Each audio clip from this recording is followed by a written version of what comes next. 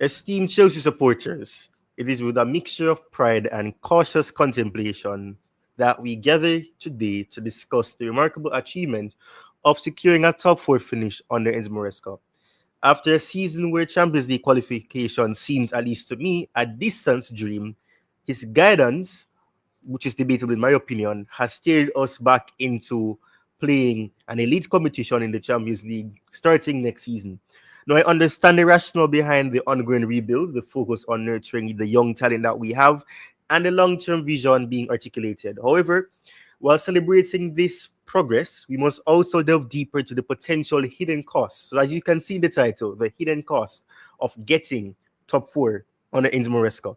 We'll be discussing this, and I believe that we cannot allow the euphoria of a top four finish to blind us to the critical questions surrounding the sustainability and the true trajectory of what the project under the Blue Co ownership is. Now, I'll be joined here with a fellow Chelsea fan and a fellow friend of mine and brother, Jerry Z. So we'll be right back, and I'll be joined with Jerry Z, as I said before. So let us get into this immediately with no hesitation. We'll be right back.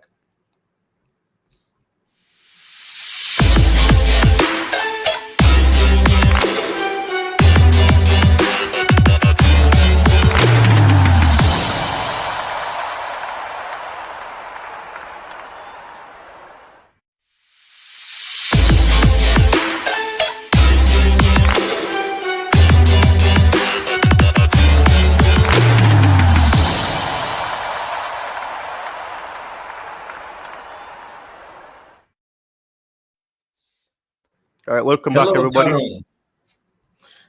Welcome, Jerry. It's a pleasure to have you on.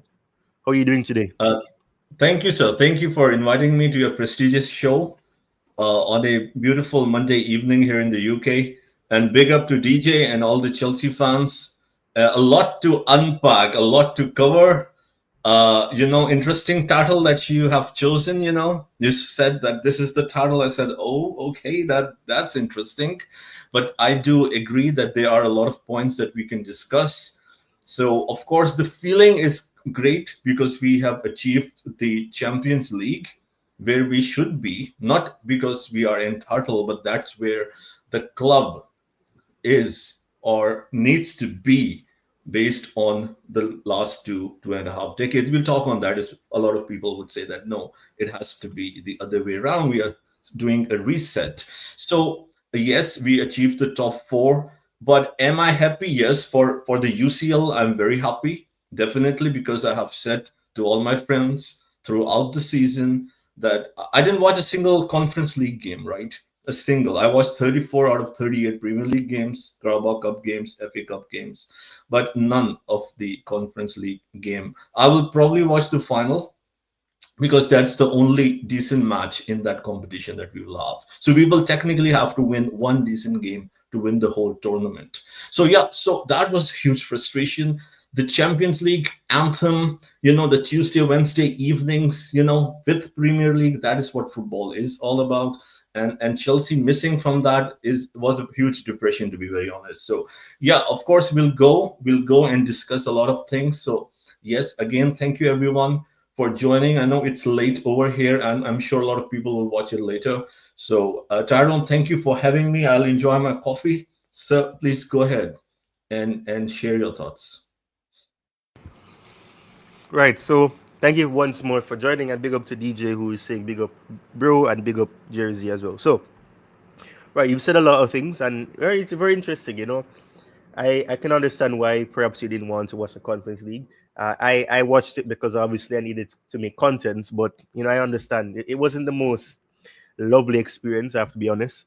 But let's not digress from what we are planning to speak about, which is the hidden cost of a top four finish under Enzo Maresca. Now, and let me ensure that this is correct. The layout changes. So, right. So we're on the left side. So I don't want the defensive fragility and the tactical I can't speak inflexibility that has existed to be overshadowed. We've had some defensive fragility. Obviously, we know that defensively we have improved massively, and I'm going to speak about that as well in terms of what would have potentially led to us developing more of a better foundation or a different or a better defensive setup or a defensive positioning and all that. I think it's very important that we discuss that. I have three things that I'll be speaking about in this show as well. Obviously, I'll be speaking about the mask inconsistencies in the development timeline. So I'll discuss things like what Maresca would have said earlier in his time here. I'll go back to what he said in his first interview.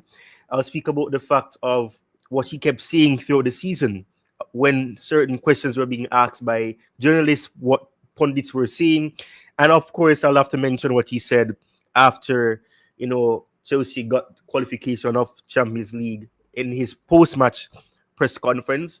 And obviously, I was speaking about the potential complacency and the hindered long-term planning that will obviously be there. So I'm going to allow my guest, who has not been on the channel for a very long time, to give his thoughts first on what he believes are the hidden costs, or what is the hidden cost of getting a top four finish on the Maresca. So over to you, the analyst, Jerry Z. Yes, sir. Thank you so much. Thank you. It's very, as I said, a very interesting show, and we'll do our best. As always, try to be rational. Um, so a few things, right? We know we have around 1 hour to maximum 1.5 hour. We have to cover a lot.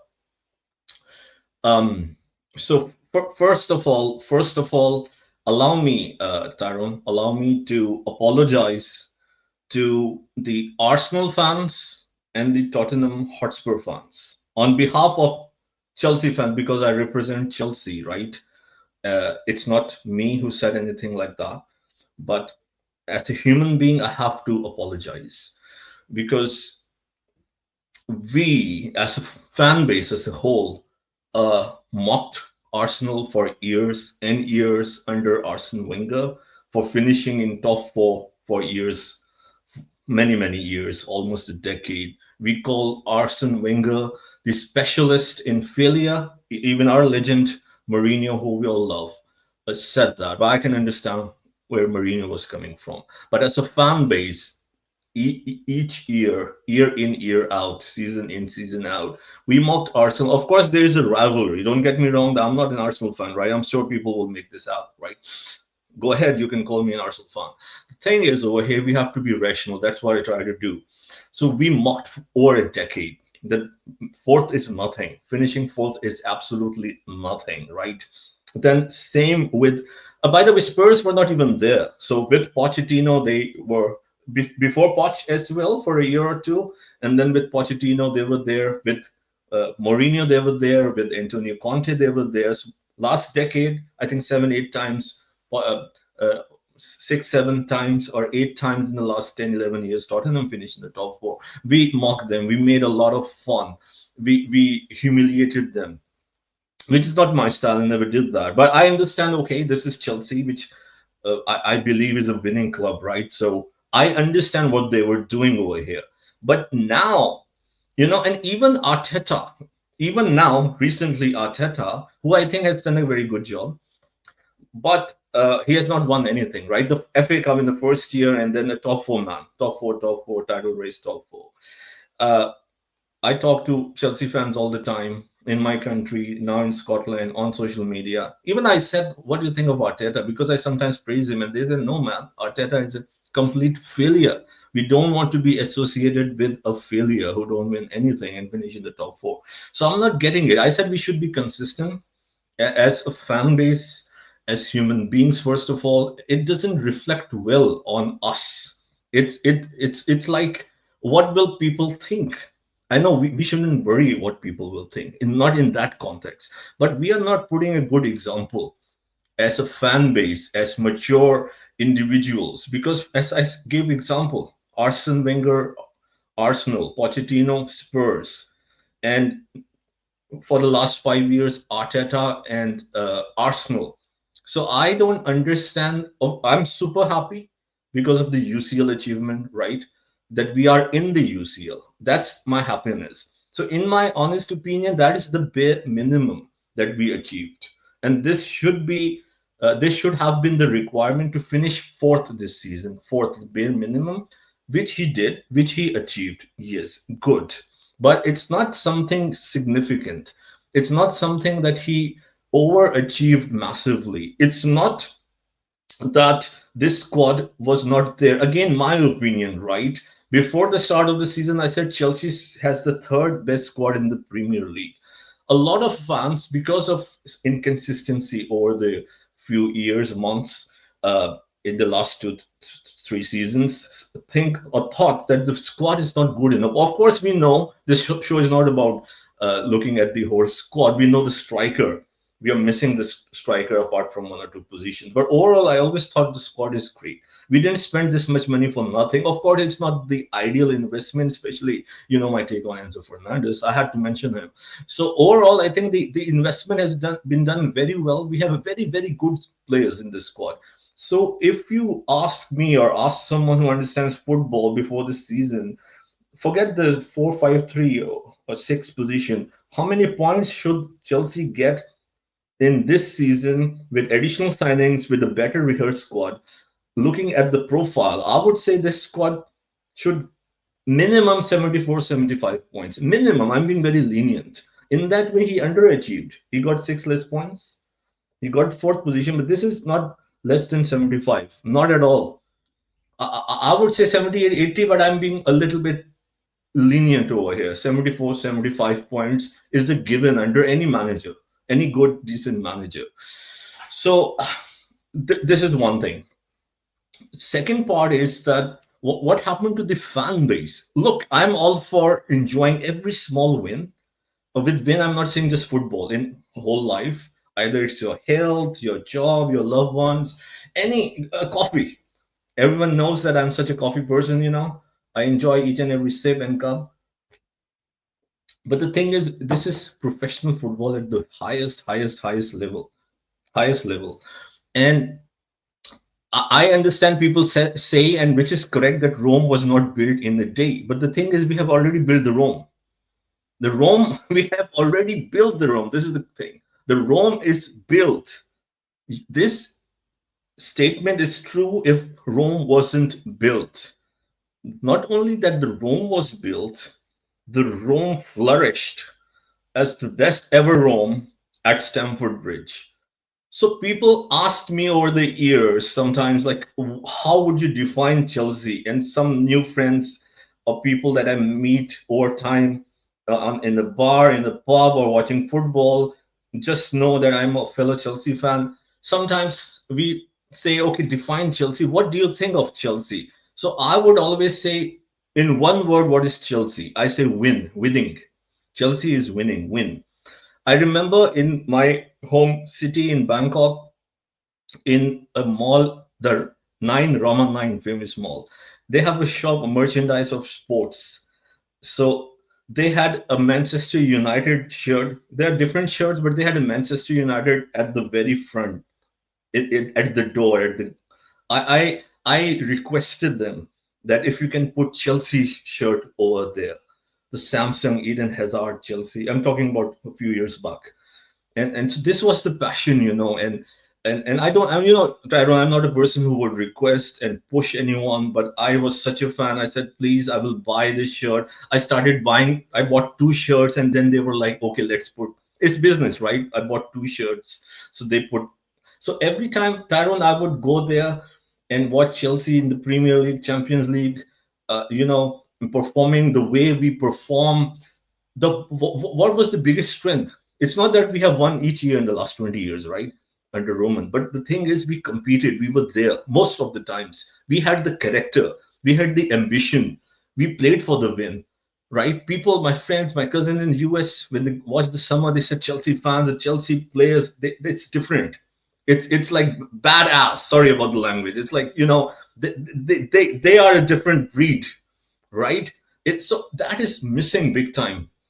And cannot blame the players over here. Of course, I understand, because in the development trajectory, but can definitely blame the manager who is not showing any, you can say, ambition or anything or any pedigree or anything even consistent, right? I'll just try to wind this up. Of course, we'll go back and forth with our perspective. So he said that at the start that top four is not a requirement. Why are you expecting from me? Top four is not a requirement, is his exact words. Some would be paraphrases. Of course, I don't remember each and every word of him, but this is exactly what he said. In some words could be here and there. Why are you expecting from me? Why in the first season? Why is there pressure on me and the players? Why do we have to deliver in the first season? So I didn't like that. As someone who is in the board or who would like to look where the club will go, the statements and the ambition and the direction is the most important thing in my opinion. People can say, oh, he was defending the players, he was not putting any pressure. I completely disagree with that. He was saying that he was basically trying to protect his job. It's simple as that. That's the way I see it. Of course, the owners backed him. They got him for a reason. And the salary that he is on, right, there is a reason for all of that, right? So because they are aligned, they all align with this model. It's the perfect alignment, as our beloved Roger, the analyst, rest in peace, he said that this the reason his words may be saved in the chat group chat if you guys can look. I'm not there. He said the reason Enzo Maresca was hired, it has to do nothing with his credentials. I'm paraphrasing his words. Has everything to do with the alignment of the model. The someone who would take time, who will not challenge the hierarchy, who would progress slowly, who would develop with these players. It's not that they are going for the win or the kill or something huge. The owners want a slow progress, right? Nothing wrong with, okay, we have this youth squad, but you can still like push for it, right? Why have you have to define this as a 5 to 10 year model? Internally you can say, let's push for it in 2 years, let's go there, in 3 years we should be challenging for the title. But they are basically telling the fan base or preparing the mind of the fan base that, okay, calm down, calm down, calm down. This is what I don't agree with as a fan, right? This is insult to me over 2 decades of fun. This is insult of my time and my emotions, that I'm being like forced and told to calm down. I'm all for it. I'm all for, do your best. You can finish 15th, I'll support you, don't get me wrong, I'll stand by you. But you're saying that give me 5 years, it's 3 year project, 10 year project. Why expect anything? What is this? The position of a head coach is occupied by one man or woman. It's not occupied by 11 first team players or 25 30 players of squad. Is Enzo Maresca the best available manager? Was he the best available manager at that time or today? I don't think so. In the top, with all due respect, if I have to be super lenient in the top 18, I know top 18 is super lenient, should be top 20, 25 or 30, whatever. Why are you then going with him who said, I said that in August and a lot of people came to me. I said he is learning on the job. And a lot of people said, look, you shouldn't say that. First of all, I have all the right to say that because it's clear and obvious that he's learning on the job. So I said in August 2024, he said that what, a month or two ago, maybe a month ago, and then I'm learning on the job. But that is fine, right? So the thing is, where will we head with Enzo Maresca? This is just the first segment of a few segments that, I mean, in this transmission, in this live telecast. So I will leave at that for now, Tyrone, so the people can analyze. And of course, they will listen. A lot of people will watch it later.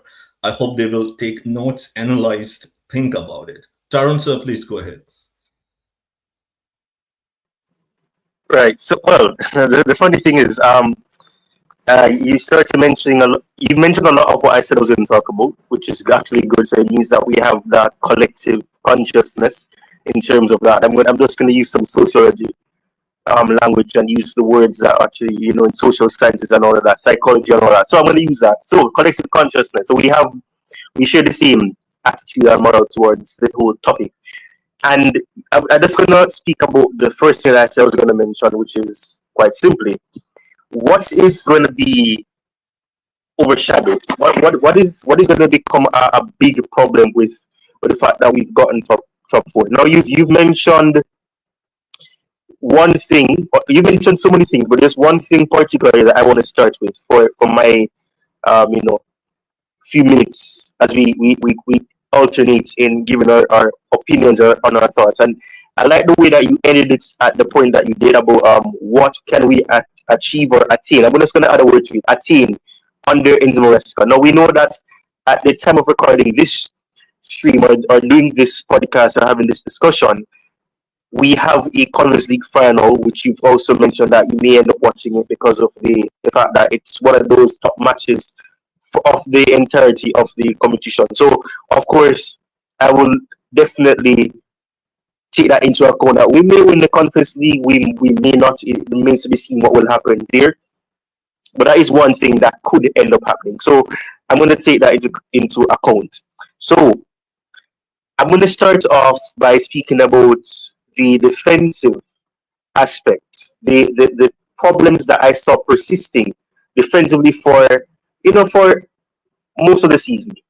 We saw, and I'm gonna speak about. I know I said I was gonna speak about his what he said in his first interview and all that, and I would have to mention some of what he has said because I want to use facts and not just emotion or my thoughts, and not a case of I hate Maresca, because I don't hate Maresca. To be honest, I don't really think about him like that to really have any hatred. It's just a case of when the time comes for Chelsea to have played and Maresca was mentioned to me, I was like, okay, I just don't know anything about this. The match come, the match can go, and then I'll just continue with my week after that. I have to be honest. But there was some problems that I found problems with. There's some things that I found problems with, I should say. And the defensive fragility is one aspect. So I said I would speak about the defensive fragility first and foremost. There's many things I'll speak about, but let me just quickly do this. 2 minutes into my half of this first segment or first section. So for my first section, as I said, I'll speak about the defensive fragility and also the inflexibility that I would have obviously seen from Maresca's tactical acumen or his tactical application or his way of wanting the team to play. So let me mention this. It wasn't the first match that we had in the Premier League under Enzo Maresca, but I have to mention this. Now, the first hidden cost of this top four finish that I believe is something that I have to definitely make reference to is the obvious problem that people tend to forget the defensive vulnerabilities and that there has been tactical inflexibility on Maresca's part. We've seen instances where obviously we were scoring we had high scoring matches. Wolves, for example, let me use as an example, where even after that he kept saying that we're too high. We have too much of a high line. And fine, yeah, I have to agree with him. We had a massive highlight. And Wolves scored the 2 goals that they did because of that. So while we did show attacking prowess on the Maresca, and also there was moments where it was exciting and effective in the early stages in obviously securing those crucial victories, a closer examination that I have to mention is the fact that it often reveals a defense that remains susceptible to those well-organized attacks and individual errors. So when I speak about individual errors, and when I mention this, as much as we're talking about Maresca and the top four finish on the Maresca, I cannot not mention Pochettino, because I was Pochettino out in the latter stages of his time here, because at the end of the day, and it's the same reason why I spoke out against Maresca, because it sounded too much alike, saying something earlier. And as you mentioned earlier, Jerry, about the fact of him saying that it's never a requirement that we get top four, stop putting pressure and the excuses that people give for why he said that, so he didn't put the pressure on the players. No, I don't believe that one bit. So I share that sentiment with you that I'm not going to buy what they're selling. I'm going to use that terminology. I'm not buying what they're selling there. So obviously that is one thing that I have to mention. So Pochettino was unlucky in this sense, and people tend to not mention this, which surprises me. The Arsenal match, for example, 2-2. We saw instances where, not even instances, we saw one instance that completely derailed the match completely. We had a 2-0 lead. Cole Palmer scored a penalty. Mujic scored a goal that I don't know if he meant it or not, but it went into the back of the net and it went over David Raya's head. We see Sanchez gives the ball straight to Declan Rice. Declan Rice does not have to even think twice. He just takes the shot. He goes right beyond Sanchez. The defense can do absolutely nothing about it. That is 2 points dropped. And let's think about it. We finished with 63 points last season. So and obviously finished on 69 now. So that's 6 points more than what we had last season. That's an improvement on paper because obviously we've gone ahead of your not only position but also ahead of the points tally that you got overall. Now, there's this thing that I have to mention as well. We saw that tactical adjustments obviously took place, especially for that attacking aspect. And I spoke to a fellow friend of mine before I started this show as well, and we were having this long conversation. It was so factual, and this is why I have much respect. And the person knows themselves. I think they're watching as well. We spoke about this as well. The fact is, and I'm going to use what he said to me as well because I love the way that he worded it as well. I believe that Maresca should have called Tariq George to his office and give him a part of his weekly paycheck, because if it was not for Tariq George having the courage to take the shot in that Fulham match where we were losing 1-0, I don't think we would have gotten a win over Fulham. The match was sloppy, it was poor, and I remember being in a group chat and I was talking and everybody was divided. Some people shared the same thoughts about, okay, we'll do better, we're gonna get a goal, we're gonna come back, yes, fine. And in the end we did come back. But the fact of the matter is that the match was dull on Chelsea's part. Fulham could have scored more goals. And unfortunately, they didn't. From a Fulham perspective, that would have been the opinion. Unfortunately, we couldn't get more goals. We tried to settle for that 1-0 lead, tried to see what the match had. Unfortunately, we conceded in quick succession in the latter part of that second half. Now, the same problems persisted. And for people who remember the stream when I officially said Maresca out, you will remember that I said this as my reasoning, that my problem with Maresca is that he is inconsistent and he flip-flop. And as I don't want to jump the gun, because I'm going to mention what he said after the match in his post-match press conference. I'm sure anybody watching this, there's 7 people watching right now. You will be aware of the facts of that. He said something particular to the doubters, as he puts it. So I'm going to speak about that in a different segment after I give Jerry the chance to speak again. But I'll just quickly say this as my first 10 minutes or so comes to an end in about 2 minutes. I'll just quickly say this. Take your time, sir. Take your time. But as I said then, and I'm trying to remember what I said exactly so I don't misquote myself and I don't weaken what I said then. And this is why I don't know if I should give credit to Maresca or if I should give credit to the players that got the opportunity. But after that loss that we had to Legia Warsaw, I believe the team was, I may be wrong, you can correct me if I'm wrong, when we lost the second leg, but we still went through obviously because of the goal, the aggregates that we had in that first leg. But after that, it was not about the fact that we lost, because I'm not, and I said it then, I'm not being petty, I'm not going to be foolish and say that, oh, we lost in the second leg, that's it. No. And I kept saying that my problem was from the fact that we conceded the goals in the exact same way that we conceded the goals in the match prior to that. I'm trying to know which match that was. I cannot presently, and I'm not going to prolong that. I'm going to try to remember at a different time. If it comes back to me, I'll mention it, but I'll move on from there. We conceded the goals that we conceded against our Conference League opponents in a similar manner that we did in Premier League the days before that on the weekend. And my frustration said, and I'm saying, okay, you don't have the players that you want to play. Play the players that you've not given the opportunity. And I mentioned by name Tariq George and Josh Achimpong. And lo and behold, days later, he plays Josh Achimpong. He plays Tariq George. Tariq George scores his first goal in the Conference League as well. And what happens? We tend to do good enough to at least get a goal. Because there's this record that we always scored in every leg or every match that we play in the Conference League, which remains to this point until the final. We'll see what happens there. So that's the case. So that is one thing. But the defensive aspect, because I don't want to stray away from that as I quickly try to round off what I have to say in this first segment. The defensive fragility was there, and this is something I have to mention as well. And my good brother, who I was speaking to before the show, made this point that I plan to say on the show as well. I'm going to make mention of it now. Levi Cowell, I have said on numerous streams, not only here but on other channels, that Levi Cowell's ineptitude, I'm going to use this word, and if I sound too intellectual and probably if I use too much big words, people might say they don't understand what I mean. So I'll just simply dumb it down, as people say. The lack of capabilities that he has in some aspects, he's not a good aerial threat in terms of defending, and we saw that. Chalobah, we brought him back in the winter window. Fine, he was a very good addition. We saw Disasi go out to Aston Villa in the end and all of that. So we know that happened. We know Renato Vega also went to Juventus, all of that. We know what happened there. But this is one thing.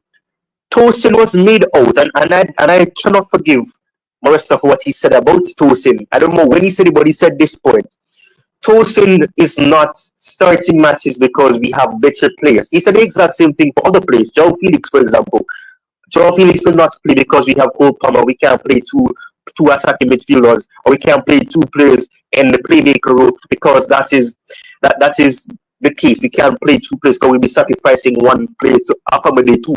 He said a lot of things that would have derailed the confidence, the belief, the willingness to want to be at the club by saying that. And this is one thing that I have to say. Tosin, and I defended Tosin so many times, and I'm happy that people are starting to see the truth as well. Tosin is an excellent stopper, and this is why I do the player profile videos that I do on the channel, because I want to have an understanding, and I want people who subscribe to the channel to have an understanding of who the players that they're getting are, or the players that we're linked with are, so that when they come in and if they do this, you can say, oh yes, this is why we signed him. And if he doesn't do this, we know that, okay, this is why we knew we when we watched this video, when we saw him and we did our own scouting, we can say that this is the problem that we should have expected with this player. And I've always said that he's an excellent stopper. He's not a good ball playing defender. I'm not going to give him that. He doesn't. He's not really good on playing the ball. And we saw that him playing in that final match against Nottingham Forest. We were defensively deep. We were defending deeper. We weren't too high as we would like when we had Chalobah or Benoit Badiashile or whatever the case may be. We didn't have that. We were more conservative. We were trying to be more protective. We had the ball more in some instances than there were instances where Nottingham Forest had it. I don't really want to speak about the last match because this is about everything. This is not supposed to be on one match per se. But Tosin proved to me that he was the best option for us to play with Levi Cowell overall. Every match that I saw Levi Cowell and Tosin play, Levi Cowell had a good game because Tosin was there to compensate for the areas that he was not good in. I remember the matches where we could thank Tosin for making a slight tackle, and his tackle prevented us from conceding and probably during the match or conceding overall. And then there were matches when we played Chalobah, which, and as much as I rate Chalobah is not the greatest aerially as well. He can do some aerial work, but he makes mistakes. And I say he has the Bozo gene. Benoit Badiashile has the Bozo gene. I tend to say that. Tosin Adebayo, I probably butchered his last name, but Tosin, let me just say Tosin. Tosin, he has this capability of being a good stopper. He's able to make interception. He's able to make good blocks. He's able to do this. He's able to do that. I have to give my plaudits to him for, despite Maresca publicly in front of the press conference, publicly in front of pundits, in front of journalists saying that Tosin is not good enough. Paraphrase, because if you're going to tell a player that, oh, he's not going to play because we have better players, clearly saying that he's not good enough to play. That is what they say, he's not good enough. So if you're doing that, I have to applaud Tosin, who, funny enough, people tend to forget this. He's one of the more senior players, although he's 28, 29, I believe. He is one of the more senior players because we know that the average age of the squad is 23.5, whatever the case may be. I'm not going to go into the specificity of it all, but the fact is, the defensive ineptitude and the defensive fragility, especially in the aerial areas, and my good friend Garvan, he would say this as well. My good friend and brother Garvan would say this, that the Premier League is about physicality. It's about being physical.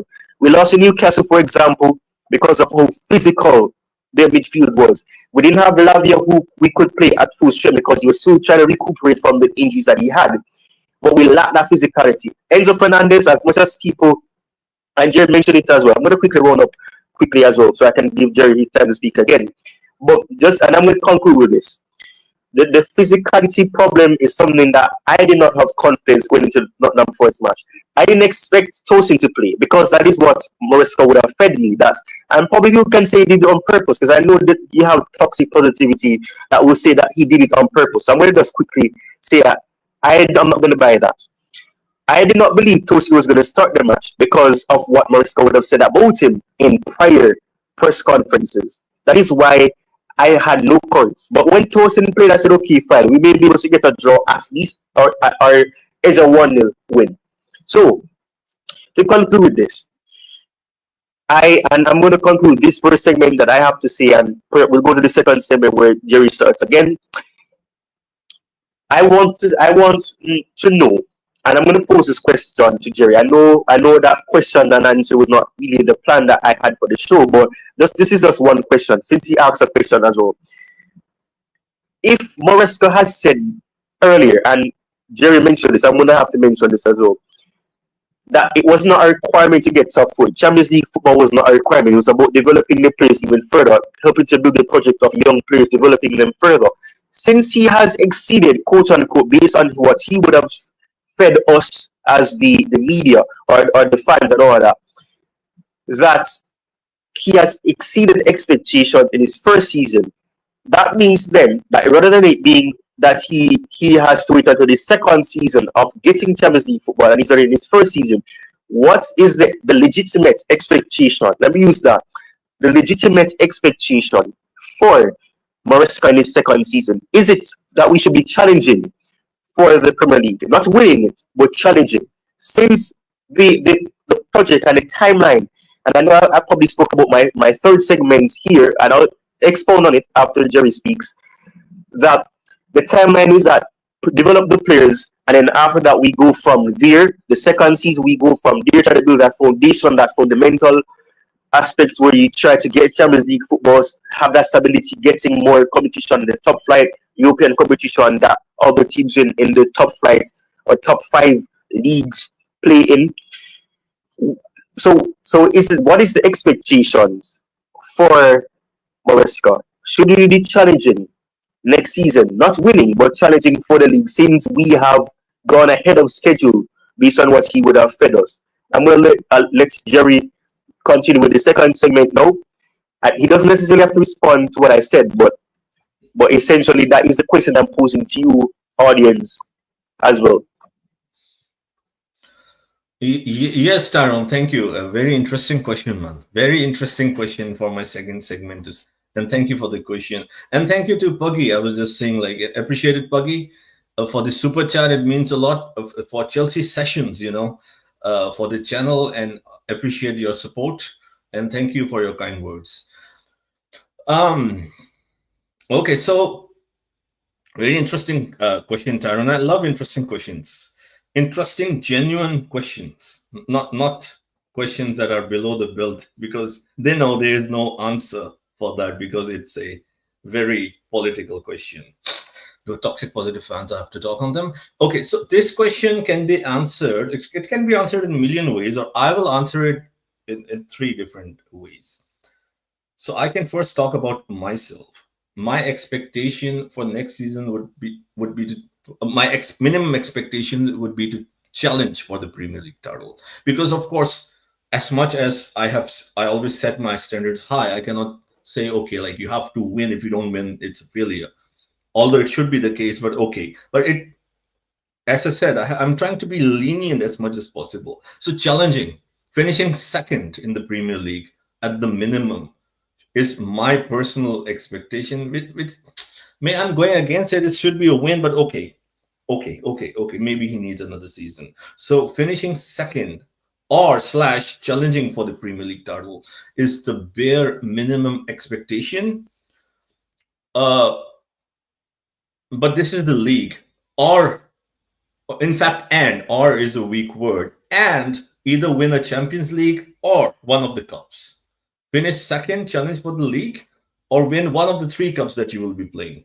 UEFA Champions League, Carabao Cup, FA Cup. Win one, man. Win one. You might win one 2 days, in 2 days, mate. But that's not a tournament, man. That's not a tournament. And that is very ingenious of you and the toxic positive fans to spin it. That's not even a tournament, man. That's embarrassing. So win a tournament, a genuine tournament, Champions League, FA Cup, or Carabao Cup. Okay, win something next season. Even if you win this one, not a win for me. Next season, win a legitimate cup and challenge for the league title, because that's the bare minimum. Because of course, Tyrone, we are expecting a striker, right? It may not be Osimhen, but we are expecting it could be Osimhen, but I'm sure it will be a very good striker. Rodri, I mean, what else would he need as a disciple of Pep Guardiola to have Rodri? And what I always say, we need a physical presence like a Rodri. So if we give him all of that, it should be winning the league, I would say, because Liverpool is not that good first 11. If we add Rodri, Victor Osimhen, or another striker, then on paper, I think Chelsea will be perhaps the strongest team in the Premier League, to be very honest. So a minimum title challenge and at least a cup and some real fight in the Champions League. I know it's difficult, mate, because you have Flick, you have Alonso, Real Madrid, you have Bayern Munich, you will have Arsenal, Liverpool, Spurs. I mentioned Spurs because they are there, Newcastle, and of course other great teams, PSG, Inter Milan, they're in the final, so they should be mentioned over here. So a real fight in the Champions League, not just for the sake of playing it. Once you are in that tournament, you play to win that tournament. Shout out to Tuchel, he showed that. He came in, he delivered. This is my expectation. The expectation, again, I don't know. I'm not in touch with them. That I read, I do my research, I keep my tabs, I do as much as possible. So based on the patterns, based on the information, based on, as a man of identifying patterns, identifying trends, finding that void or the link, I believe this is important, because I said for myself, this is my expectation. The expectation of the owner or the board, in my opinion, again, looking from the outside, whatever I can look at the information, would be not just for the next season, Taron, for the next 5 seasons. I said that last August, would be just to be in the top four, just to get the UCL, so we can play in the UCL, we can sustain. That's it. Not just next season, Tyrone, next 5 seasons. Until his initial contract expires in 2029, if he can be in the UCL, same like Arsene Wenger, Arsenal, same like Pochettino, same like Arteta, 5 years is more than safe. Even if he miss out on Champions League next season, I think he'll be safe. If it's fifth, sixth, he'll be safe. You know why? This is one of the hidden costs. Let's not talk about the hidden cost of a top four finish under Maresca. The hidden cost is that he finished fourth. You, as a rational person and one of the most intellectual, ahead of the curve, very technical man, always learn from you. Shout out to you, man. You are looking at it that we need to improve next season. That should be a logical thing. And I'm sure, I'm not saying they are saying, oh, don't improve on that. No. No one will say that. If they're saying that, oh my God, oh my days, that would be crazy. But I'm saying if you finish fifth or sixth, they will say, like, okay, he already hit fourth with 69 points in the first season. Let's say he gets 66 points in the next season, or 67 points, and miss out on the top 4, 5, whatever is required. They will cut him some slack. Look, he was close. I think they will look at other way around. They will like, okay, he has done it in the first season. Second season, maybe, there were some other factors. Maybe it was the Champions League. He was playing in the Champions League, because in Conference League, he was basically up until quarterfinal, really playing a third, not even a reserve, but a C division team with some first division players playing for 15-20 minutes. With Champions League, of course, he won't be resting players. No way. From the start, he will be playing the Champions League. And hopefully Chelsea, because I would like to see them to semi-final, final, but I don't know if they'll go that far. But for sure, I think they will at least go to the round of 16, quarterfinal bare minimum. So what I'm saying is that he will play a lot of Champions League games. That could affect his Premier League performance, which I think shouldn't be an excuse, but the owners will give him a slack. Unless it's 10th or 12th, that's another thing.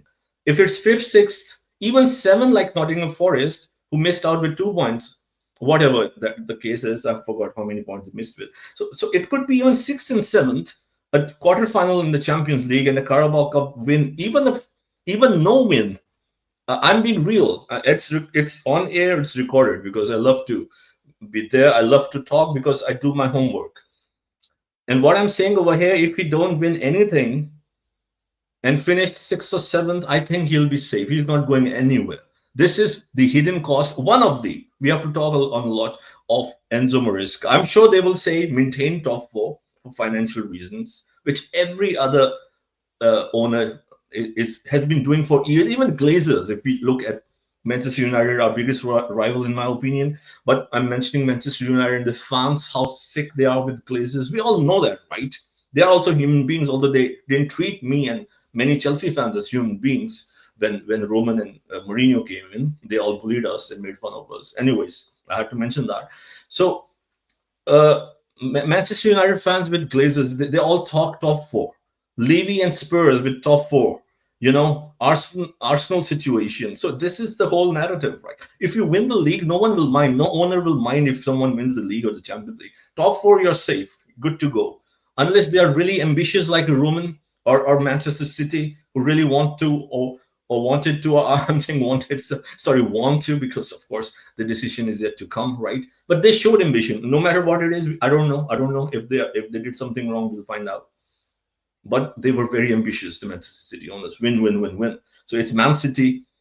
You can't even say for Liverpool because they struggled for years. But of course, Klopp was really doing great. We all know that, right? So most of the owners will be fine, and because this has been communicated several times, it's a long-term project. Long-term project. Trust the process. Building on youth, organically growing and achieving things and to be sustainable. I mean, that's the plan. If it works, brilliant. For years to come, that we will be the prime Barca or Madrid or Manchester United of the 90s or Liverpool of the 70s and 80s. If that is the philosophy behind it. So the owners are not shy. They have communicated many times and also recently on Bloomberg and different channels that this is the plan. They're happy with the organic growth. So I really don't think so. Like if we feel ambitious or if you think we'll go and achieve more, we can. I'm not saying we cannot achieve more. Definitely, we can achieve more. I have doubts on Enzo Maresca, but I'm saying that it's not that they will restrict themselves from achieving more. But as long as you're in the top four, or even as I said, because of this season being looked as huge success, especially if you win the cup, then at least on paper he has won something. Then next season, missing slightly with 2, 3, 4 points on the Champions League would be fine, and having a decent run in any of the competition. I really don't think so that they will replace Enzo Maresca until and unless we all know how it works. They fell off, they fell apart. There is some kind of misunderstanding, miscommunication. They don't get along well, and so Maresca gets frustrated, or the owners have some issues. They lose the you can say relationship that they are developing. This is always there. That's why I'm mentioning it. This is always there because it's a cutthroat environment. Things are always moving, right? They have their agents, they have their friends. They, as much as we say they don't care, but they are in touch. World Cup 2026 season, right? We could have Nagelsmann, we could have Tuchel, we could have other great managers who can become available, right? We can, even in the league, we can have some managers that can become available on in different leagues. So that temptation would still be there. But as long as Enzo Maresca and the ownership can develop and sustain the bond that they have made, which is essential, in my opinion, for the growth sustainability of this project. And that was my biggest reason to criticize him, as Tyron used to say, before he put his foot at Stamford Bridge, sorry, at Cobham or Stamford Bridge, is because I saw all of these things, the plans that, okay, they're going for sustainability and for integration rather than ambition. Okay, this is one of the things. Second, and of course, we'll go one more time. We still have time, so I will talk. I'll try to finish in the next few minutes, 5, 7 minutes. Then you'll go, and we can go on. We'll see, right? So it's flexible, as we like it, hybrid. So another, because I'm trying to address the thing now, the hidden costs of a top four finish. So in my opinion, again, another hidden cost of a top four finish is that now Enzo Maresca will get the players that he wants, right? Which makes sense, right? And for sure, he should get it. I'm not saying he should not. I'm not saying that. I'm not saying that. He will get it, and he should get it, right? So we are building a team which suits him. We do have a lot of players that suit him. We talk behind the scenes that even Hansi Flick might not be effective over here, which is a good point that you made, right? This team is, I won't say 100% tailor made for Enzo Maresca, but 80% I would say all these players really suit his system. So or already this team is very much suited for Enzo Maresca, right? So another hidden cost is because I personally, with my research analysis and my experience, and of course I'm a human, I could be wrong. I have been wrong in the past. I'm not saying that I'm always correct, but this is what I believe in, and this is why we all come share our opinion. We don't shy away. With Enzo Maresca, it won't work. Even like 3, 4 years, 5 years, if he's here 6 years, it's like top four thing, maybe a Carabao Cup here and there, right? So the point is that we will build a team. Okay, so we will be building a team around Enzo Maresca's philosophy, which is positional play, ball playing, the possession approach. Very linear strategic approach, right? I'll talk on that as well, a little bit on his tactics, right? Not really go deep, but why he is also his tactics are also an issue over here. So if you keep developing, right? Although I see him stay here for 5 years, I said that when he was appointed, that when he was given a 5 year deal, I said they really want him to stay here for 5 years. And I think he has all the, you can say everything is there for him to take this opportunity to stay here for 5 years, because he has to do the bare minimum, and that is to get the top four. So as you already understood, Tyrone, so what I'm trying to say over here, the players would come that will suit his system. And that is good. He should be given that. That will be unfair if he's not backed.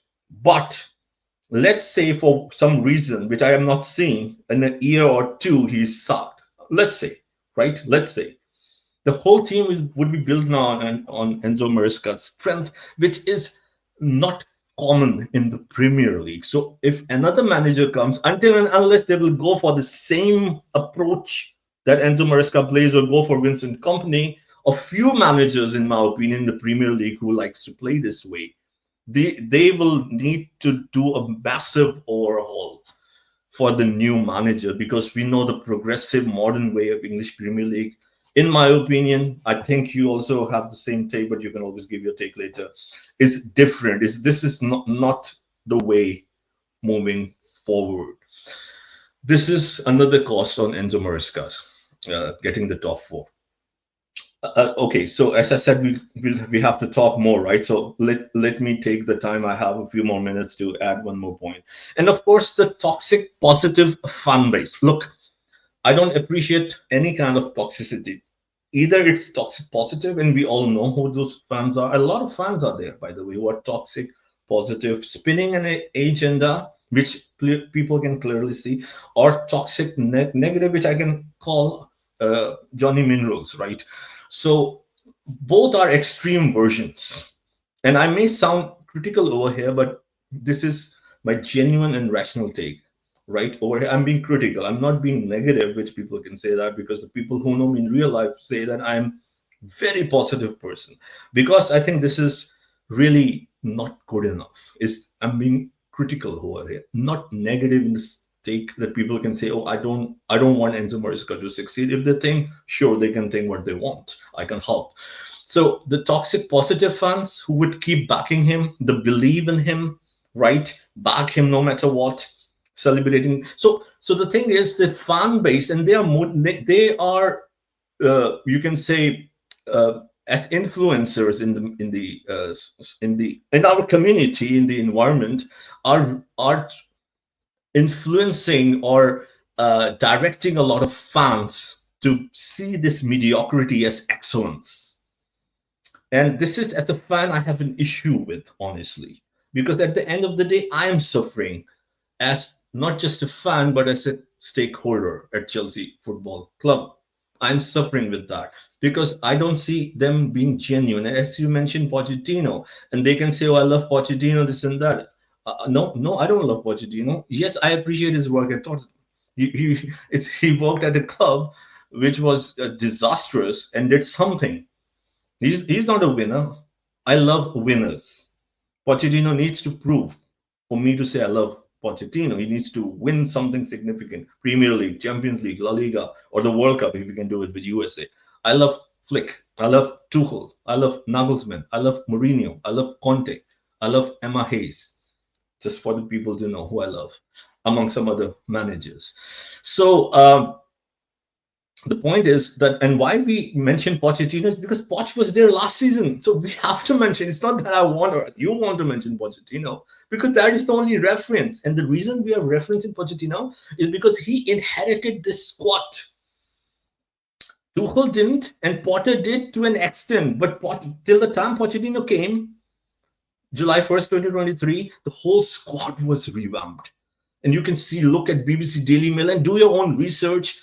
After 1999, when Leeds United had this kind of rehaul, this was one of a kind. After 24 years in the history of Premier League, of course, I don't know exactly how many, like those many players were sold on and those many players came in.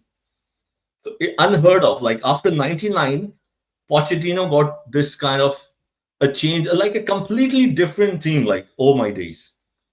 That I remember saying that when first I made my debut on the prestigious channel of a person that I love. I said that the players didn't even see each other. They didn't, let alone play with each other. They don't know. They don't even know each other. They don't even talk to each other. And most of the players didn't even only played 6 months or 1 year of professional football in different leagues, right? So for him, again, not giving him a pass, he also did the bare minimum. I was very critical on him at the end because I'm being rational. People say, oh, I supported him, and then I was critical on him in the end because my expectations are higher. I was expecting better than from Pochettino. But the thing is that it's the same toxic positive fans who are addressing all these things about Enzo Maresca, and every tweet which they say this loss is not Enzo Maresca, this draw is not on Enzo Maresca. But that was not the case for Pochettino for some reason. He had 10 to 12 injuries. Okay, you can say maybe because of whatever his methods, that's another thing. But throughout the season, record number of injuries in a season with after 24 years when there was this kind of a revamp. So there were a lot of things that wasn't a really good season, but he got 63 points. Yes, 6 points is ahead, definitely. It's like two more wins, basically. 6 points, two more wins, which is decent, which is, I'm not saying, oh, it's terrible compared to last season, but it's not a heavy duty or a miraculous or a super significant or something that you can say, or it's a real progress. Because last season, he only got Lavia for 44 minutes. Reece James wasn't available. A lot of players were not available. Nico Jackson's first season, right? Caicedo's first season. A lot of players, their first season at Chelsea, and some of them even in the league, right? And Pochettino was, of course, he was over experimenting, and that was his my criticism for him. And of course, like he came back to the basics later. But even in that season, we had Manchester City 4-4 at home, Man City away 1-1. Arsenal, which you said 2-0, 76 minutes, 2-0, Arsenal 0 shots on target. And many other games, many other games. That's why I don't want to like talk about last season, right? So as an analyst, I would say, okay, we were more competitive last season than this season. This season, I can recall I missed 4 matches on for the record in the Premier League. The matches that stand out for me were against Wolves 6-2, West Ham, what, 5-1? What was the result? Uh, these two games, and recently Liverpool. Liverpool reserves, I have to mention that. Some people don't like that, but Liverpool, we were good in that match. Yes, we were. But against Liverpool reserves, uh, against even the wins that we had in the Nottingham Forest, we were just decent. We did the job done, yes. And some people will say, well, we don't have to be extravagant, fine. But how long can you sustain this methodology, right? And of course, the first part of the season, right, we were like a point or two behind Liverpool. And then we dropped significantly. Yes, people can say, okay, it's a 15-point gap now, but Liverpool are playing their reserve after they won. So they have lost 3 in the last 5, right? I'm just saying that, right? So we had a huge dip in the second half of the season. compared to our first. So for me as an analyst, I would look at it and I'll be very concerned that look, like we started well, we were amazing, we were winning regularly.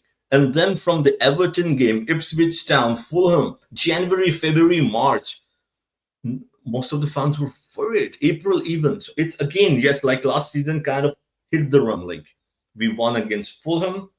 You mentioned that it's luck, but we did win. Everton, we were just decent. We did the job done. Then we got Liverpool reserves. We won against them. Newcastle, some people appreciate, but I have to say that they don't understand football. We were terrible. You guys are happy because we had more possession in the second half with 10 men. That's how Eddie Howe set it up for Chelsea. What about 11v11 for what 36, 37 minutes when Nico Jackson was there? Liverpool played us out of the park. Sorry, Newcastle. Sorry. And of course we did the job done. Like say, but this is not sustainable. I can remember 3, 4 good performances this season, maybe 5 at stretch. Last season I can remember at least 10 good performances. Right. So and something to build on. Now I will keep 1 or 2 things, or maybe 3 for the last part if I get the opportunity. And specifically why Enzo Maresca's tactics, in my opinion, my research and my knowledge, will not yield the result. And for me, the result is winning the Premier League or the Champions League as a prestigious club of it, not only London, but the world, the Chelsea Football Club. If that's what you want, I don't see that coming, mate. If top 4 and you want to party all night long, go ahead and do it. Go ahead, sir. Thank you.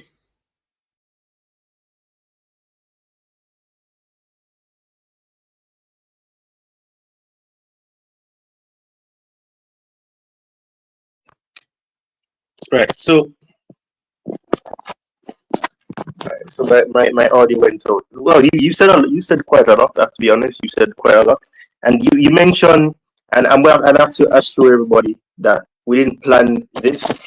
It's just some very interesting coincidence that Jerry is also saying something, the topic in which he's focused on is similar to what I was planning to say next, which is about the inconsistencies, and I touched on it in the first segment. Now, I won't repeat some of what Jerry said because he already said what he believes, so it makes no sense repeating what he said.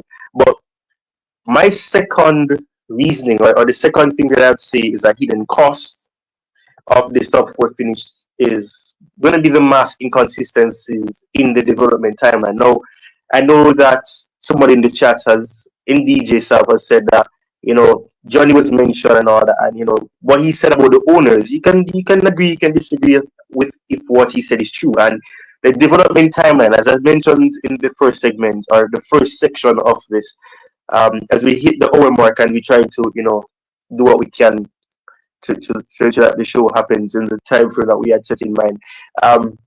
But there's potentially masking of those inconsistencies with the proclaimed development timeline. So, and that's why I pose a question about what expectations are and legitimate expectations. Now, Jerry answered that question. So we know that we are supporters, we understand, and we are aware, as long as we have critical thinking and we have the understanding that things don't just happen just like that. It takes patience, it takes actually putting in work and significant progress, and that will take time. Patience is a virtue, is what I like to say. And for people who know me, I like to use analogies, and I'm going to use exercising or all of that rather than using females and all that, because I tend to make those type of analogies. So I focus on exercising. So if a person wants to get abs, for example, they know that they won't just get up one day, do some push-ups, do some planks, do some bodybuilding exercises in one day, and boom, everything's perfectly fine. Or 2 days. No, it can take up to weeks or months. So we know that. But perhaps in the sense of football, it takes more than months or weeks to really develop that sort of development for the timeline. Now, when I say the inconsistencies, let us look back at what happened. So we know for Pochettino, we were hearing from the briefing that they said after he left the club, parted ways with the club and all of that, that he did not achieve what they wanted him to achieve, which is to win a cup, paraphrasing, and also to get top 4. Now, as I said, Maresca would have said that top four was never told into the requirement. It was about developing the players that we got, and yada yada yada. That was the case, and yeah, we've gotten top four. So as I said, exceeded expectations based on that. But my point lays in this, and it lies in this as well. If that is the case, why is it that, and I mentioned it with when I mentioned certain things, and I asked a question on X Twitter, why is it a case where as fans, we are so subjective. We tend to see things like, "Oh, was Maresca the one that missed the chance? Was Maresca the one that got a red card? Was Maresca this? Was Maresca that?" And I have to ask this question then. So when the team wins, was it Maresca that put the ball in the back of the net? Was Maresca the one that headed the goal? Was Maresca the one that did this? The inconsistency is so massive, and that is what I don't understand. So if you're gonna say, "Oh, the blame should not be on Maresca because he did not do this," and that's just one thing. As we said before, when we had instances like when we drew, we as we quote unquote bottled it, as fans said about that result 2-2. We bottled it, and all Pochettino was being scrutinized for it. Now, as I said, and I have to make this clear again, I am not a Pochettino fan. I was never a Pochettino fan. When we got him, I was like, okay, I'll support the manager, I'll support whoever comes in.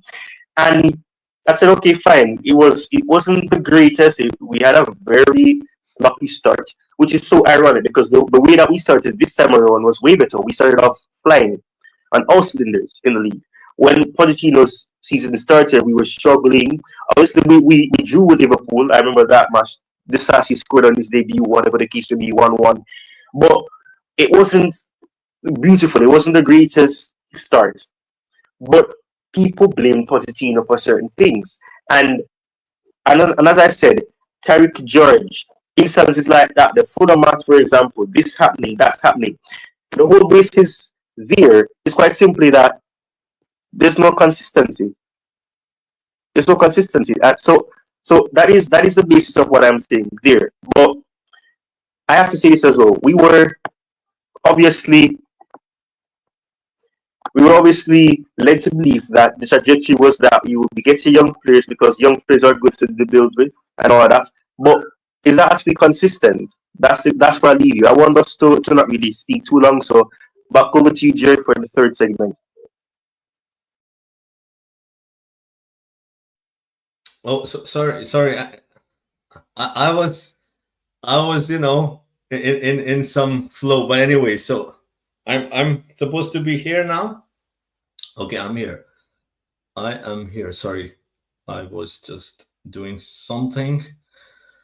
Okay, so for the third and final segment of my part, and thank you to Tyrone, the Mr. Blue Corner, for having me on this historic evening, 26 May 2025, that we all will look back and remember. So, another hidden cost of a top four finish. I mean, the problem over here, the one of the biggest reason that I never signed with the, I didn't like approve or sign it when Enzo Maresca was appointed. And you've told me, I've been so busy building my own career, starting a new, life, doing a lot of work. So people will like, and I have to mention that, right? Because a lot of people love me, they all support me, they all message me, and I've been so busy. Like they're like, what? It's because speculation, and some people take the opportunity and spread their own opinion because of jealousy or whatever. I don't know what the situation is. So I just left because I was actually very busy, and of course I was really doing all the, and again, it's not about me, so I have to mention that for a minute. Doing all the things with all my heart, for the fans, for the Chelsea Football Club, but I didn't see a lot of things being very sincere, a lot of politics. So I thought like I'll leave. A lot of people took it that because Enzo Maresca is here, that is why I'm mentioning it, Tyrone, that I don't want to support Chelsea Football Club, and they spread all these words that okay, Enzo Maresca is here, and he's like He don't care about Chelsea. He was never a Chelsea, stuff like that. So I had to mention that on record. No, it has nothing to do with that because I've been watching all the games. Of course, Conference League, I won't watch even if it's NC Play. I will not.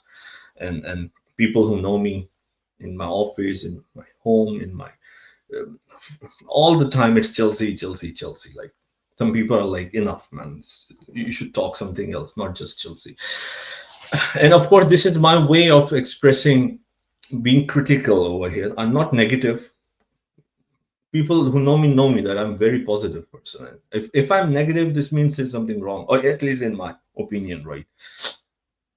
Uh, so the reason if I'm being negative, according to people, and in my opinion, critical, right? Not negative. Negative is like coming with a place of hate, which toxic positive fans do, and make fun of people.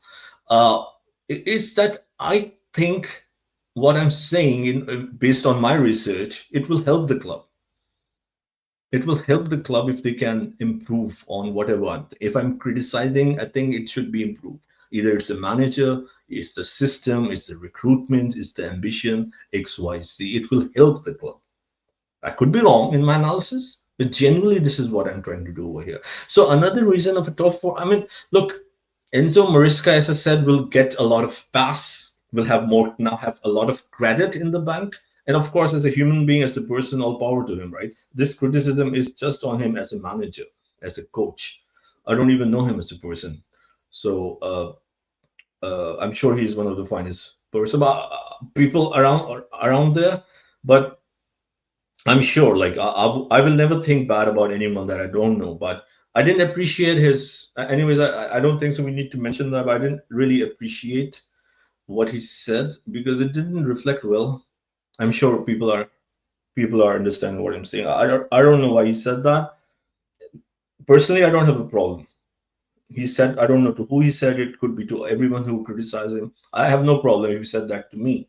You know what I'm saying. My problem is that it didn't look professional.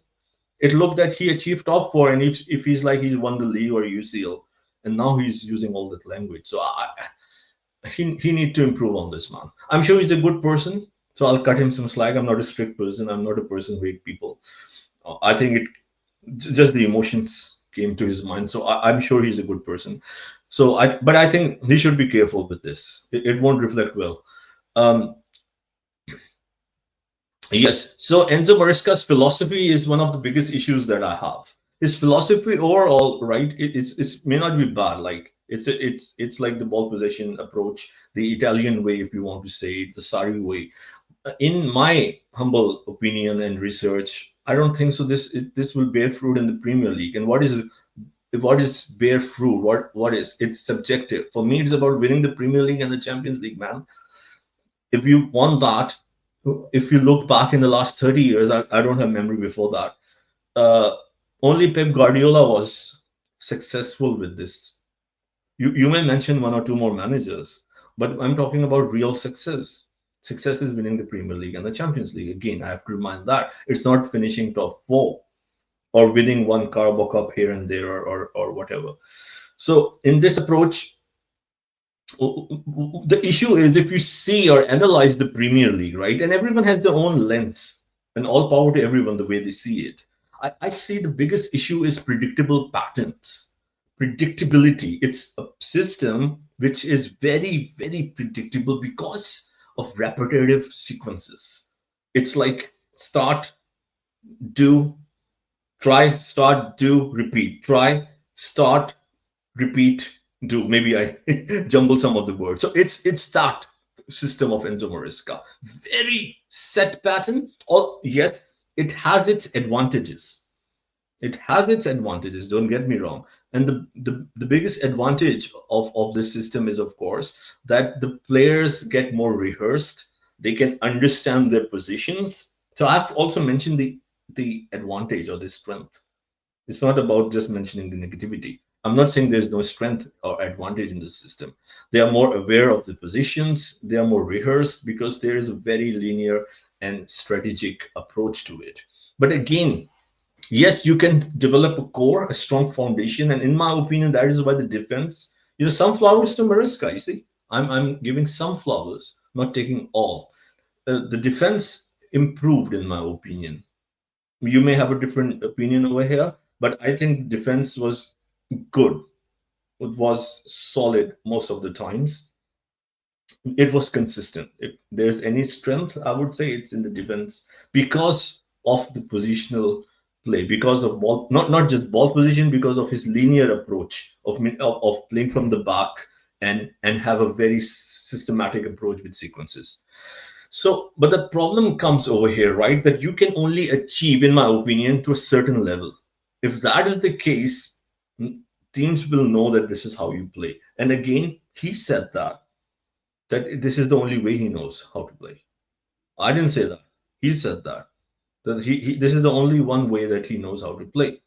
So the challenges in this approach comes challenges against high press, in my opinion, vulnerability under pressure, because a lot of teams were struggling when we didn't see that much in this season, right? We saw on instances on different games, right? Teams employing aggressive passing tactics, and closing down the defense. The Chelsea's methodological slow build up leading up to turnovers could become a huge problem in dangerous areas, in my opinion, right?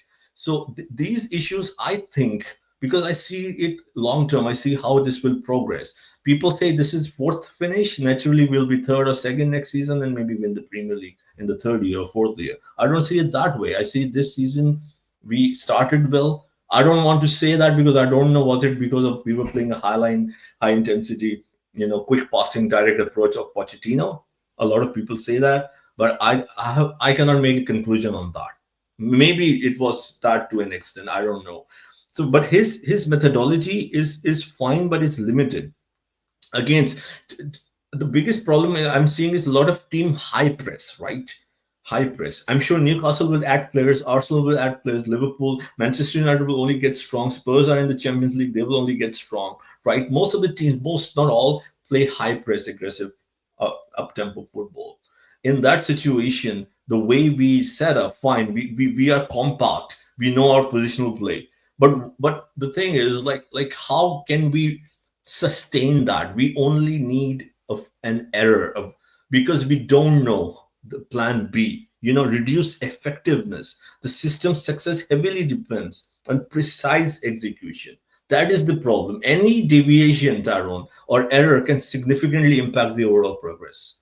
This is how I see it. This is my huge concern. We can build on that. Yes, he can change, but will he? I don't know, because he said he only knows one way. Okay, and of course, the player adaptability.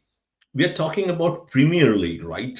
Not just now, for last many years. You have dynamic hybrid system, players who need more creativity, like an Eden Hazard, like a Cole Palmer. We saw Cole Palmer, in my opinion, he was, although he still did good, I would say, but he was super, super limited in Enzo Maresca's system.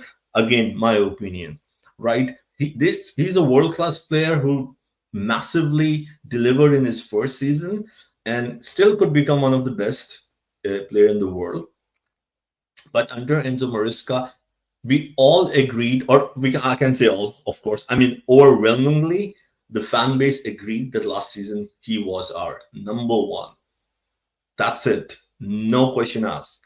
But now Cole Palmer being restricted. This is the play you want to unleash. His system restricts a talent like Cole Palmer, right? Will Lamine Yamal fit in? I know this is an extreme example, but just to say, Lamine is not coming. Hopefully, he will come someday. All the creative players will not be able to perform, and his approach is that is fine. But in modern times, you don't have to be autocratic. Like how he said that several times in the press conferences, that I will bench the player if he will pass back or will, not play the system that I want to play. So I see problems over here. And again, we have to remember the progress does not mean that we are playing or challenging us in the training ground at Cobham. We are Progress means we have to progress against our competitors. Every time the fans or the pundits talk about progress, they look at a season and they say what can be done next season. But if you want to talk about the progress, then you will have to, in my opinion, talk about Arsenal. Newcastle, Liverpool, United, City, XYZ, and see where they are heading.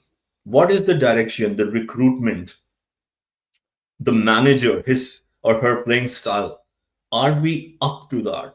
That's how I measure progress, not measuring progress by looking in your own yard and seeing we have planted another seed, so it's a progress, right? So his system, I think, is a huge challenge, right?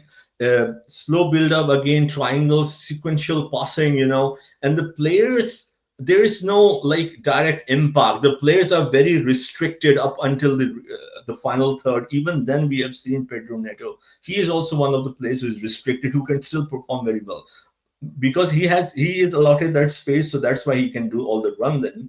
But again, there is less creativity, there is less shot on target, there is less. I'm not saying go and play the Klopp way or the Eddie Howe way. I'm not saying like you can always have a different approach. Let's say Arteta, I'm not saying that he's the best manager in the world, but after 2 seasons he changed. Will Maresca change? This is my question mark. I think he needs to change. And if he does, can he execute that? Because again, he is 2 steps behind because he's in the learning process, right? Can he do this job better than Arteta? Okay, let's see. Let me wind this up. If we have to win the Premier League, Arteta is hit there for 5.5 years. A disciple of Pep Guardiola, who was with Guardiola for 3 years, unlike Maresca for 1 year. He's already trying his best for 5 years. He hasn't achieved the target, the Premier League or the Champions League. And I'm not saying Enzo Maresca can very well go and win the Premier League next season. I don't think so. I'm not saying because Arteta didn't, he cannot. But I'm just saying, but when you analyze, when you sit in the conference room or the in the room of the directors or the board, you always look at the information that you have, and realistically you see like what is the risk assessment over here. How likely is it is that based on the patterns, based on the Premier League's recent history or distant history, based on our competitors, based on this style, how likely it is that it will succeed. This is how I see it, at least, right? And we know how Pep Guardiola's style this season suffered. Of course, you can say like injuries and didn't upgrade. I understand all of that. So I personally believe that his playing style is a hindrance in the Premier League, and that was one major reason that I never signed up with Enzo Maresca to start with. And then later I saw his ambition, his talks, and everything. So overall, look, fourth place finish, it's decent. It's close to good. And I'm very happy for the UCL. I'm happy for the club because they will be in a better financial position because of UCL. They can attract better players. That is, of course, the positive side of a top four finish under Enzo Maresca. But if you're talking, let's talk in the language of the owners. If we are really talking long term, then based on the evidence that we have, not the belief, because I'm a person of evidence, even though I'm a believer, but I like evidence. Um, Still, so based on the everything that we have, what is our trajectory in mind? That is my question mark. What is our trajectory? Of course, he can always improve. He's a human being. He can always improve. He can always prove us wrong, and that will be the biggest happiness, right? But I really don't see that. We already have a disciple in Arteta for 5.5 years, and he changed. He plays hybrid. He plays high intensity. He has this defensive framework which is close to, I would say, Enzo Maresca. Of course, he's not copying Enzo Maresca. I'm just saying both of them have it. But in attack, in transition off the ball, it's a different approach. He go more power. He go more direct in wide areas. They are more flexible off the ball. If you can see, not just, it's easy to say you put another midfielder, you invert it. These are fancy words. Everyone can do that. And last point is, again, it's not just the system. I'm talking about how they play with it, because he plays 4-2-3-1 in transition, 3-5-2 or 4-2-2 or different things. This is all fancy words. Every manager do all these things. There's 7-8 different ways to go about it. It's about how you develop the patterns. This is all about it. Hansi Flick also plays 4-2-3-1. Enzo Maresca also 4-2-3-1. But they are different. And again, it's not to say that Hansi Flick is the best system of 4-2-3-1. It's a reference to say that they are different. How you implement it. Ancelotti 4-3-3 at Madrid is different to Klopp's 4-3-3. And I always want to mention that because people see back three or back four, and this is not an issue. Every manager say that. Even Ruben Amorim's back three is not an issue at Manchester United. It's about how the players fit in and how you use that back three, four, or whatever. Are you using your wingers in what way? Your fullbacks, right? It's not that you have three or four midfielders or a pivot or a central striker. It's about the patterns, like Enzo Maresca, slow build up. Then you have a pivot, you slowly build, you take your time, and then you go with that. And organic, I'm saying organically, sequentially, you move back. You are compact. But at the same time, there are many ways you can do it with a back four or back three. You can be more direct. You can be more unpredictable. You can have a player with a more free role or two. You can be more hybrid. You can change things in the middle. So this is what I haven't seen in Enzo Maresca, because it's very linear one-way traffic, and this is something that I'm really concerned with, Tyrone. So I will leave at that. Of course, in the summer we have plans for more shows. We can definitely plan and go on and look at some of these elements, maybe in a more holistic way. This is not all the hidden costs. Probably I had shared maybe 50-60%, but I think for this show it is enough, I would say, as long as the fans can think. They don't have to agree with me, but I would expect the fans, if they love Chelsea, I'm sure they'll do, to think about it. Not just take a hype, and think what's best for the club, right? And I would always maintain the high standards. And I know it's a different format. I know we have a different team, a different owners, a different structure. I know Premier League is even more competitive. I know that, but go for it. Don't lower your ambition, your what you want to achieve. Don't say let's take 5 years, right? Let's take 5 years to do it. You can plan in the board that we think in the next 4 years we'll win the Premier League, but let's push. It's so competitive, Tyrone. Let's push for it. Let's do our best. But if you will be like, okay, let's take time, let's take more time, you will never reach anywhere, Tyrone. So that is it for me. Please go ahead, sir. Well, you said a lot. Unfortunately, we'll have to expand beyond the time frame that we had in mind. So we're doing worse than what the owners are doing, changing the timeline of what we plan to do. But I will see what I can share. Because I don't want this to be too long. But yeah, you've said a lot, and I just want to quickly. Tyrone, take your time, sir. Take your time.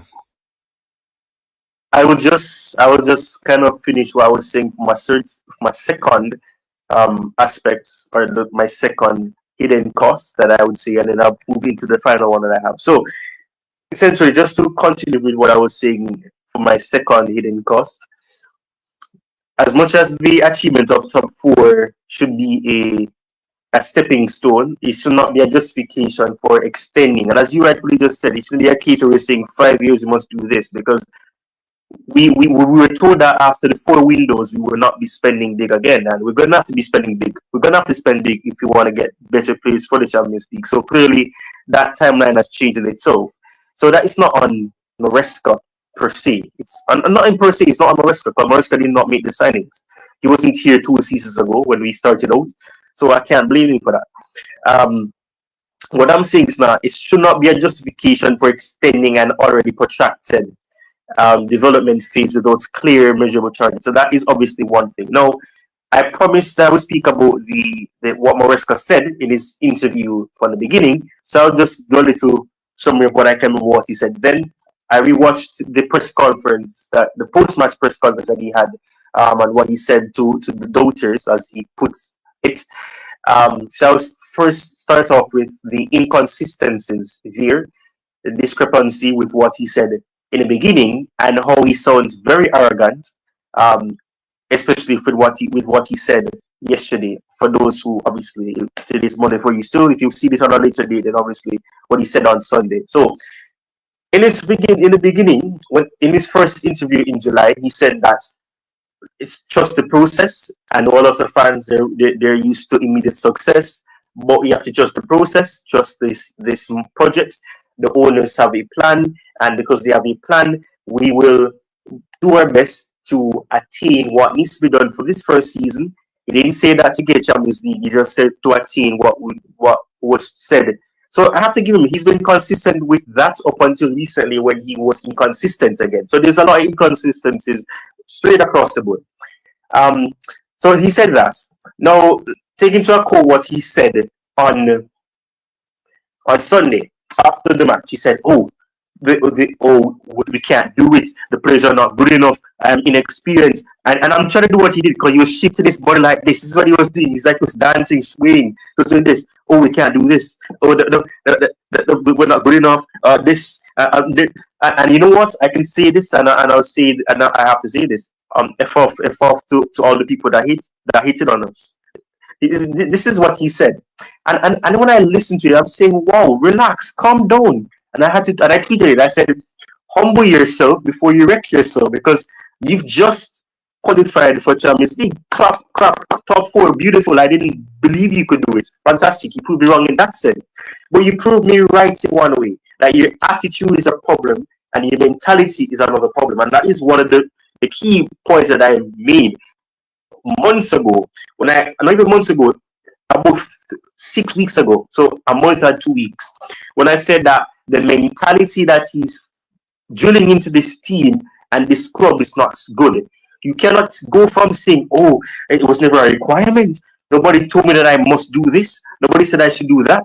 And then when you do it, then it's, they did not believe in us. How can you say that nobody believed in you when for months, in December, November, October, people are saying that you're in the title race? When you say that you're in the title race, you're second, you could go top if you beat Everton. How can you say people are doubting you when you yourself literally said that we are not in a title race? Oh, Arsenal have been the same manager for 6 years. Oh, Pep has been at Man City for 6 years, 7 years, going on, and he's been there for so long, 8 years. And I'm saying, come on, man, don't be inconsistent, man. Come on. You cannot say this, and then when they say, "Oh, the doubters, F off to all the doubters," come on, man, relax yourself, calm down. And then that is when it goes back to what you said, and I want to quickly add this in, because, nobody knows, because we didn't have a stream when this happened. In July, when anybody that has been a subscriber long enough to know that what happened last year, when I went MIA for a good while in July because of, things, location, and, natural disaster and all that. I don't really go into that again. But the last conversation that I had with Jerry privately, behind the scenes, it was about what he said in it earlier about the fact that, he said that he's learning on the job. And I said, yes, learning on the job. Any manager learns on the job. I was defending Maresca. I was one of the people that was defending Maresca. That is the case.